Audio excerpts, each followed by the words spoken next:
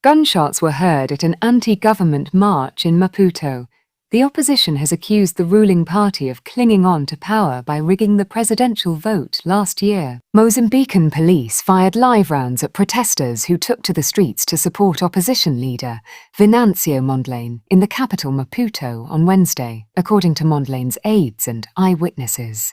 At least 16 people were injured when police fired gunshots to disperse crowds, Mondlane's team said on Facebook. People took to the streets to voice support for Mondlane hours before President Daniel Chapo was to sign an agreement with some political parties to end violence in the country.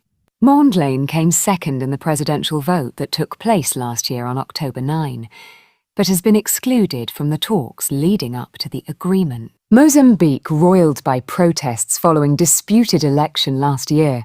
The presidential election on October 9 sparked violent protests last year, with the opposition having accused Chapo's ruling Frelimo party of rigging the vote. The country's top court then ruled last year in December that the Frelimo party won the election, but in its final tally, the Constitutional Council said Chapo had secured 65% of the vote, lower than the figure of more than 70% given by the Electoral Commission in late October. Western observers, including the European Union, said the election was not free and fair. The EU said in a statement that it called on electoral bodies for the maximum transparency of the counting and tabulation process.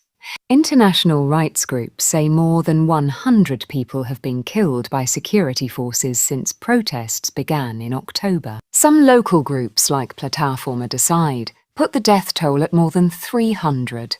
The Frelimo party has been in power in Mozambique since the country gained independence from Portugal in 1975.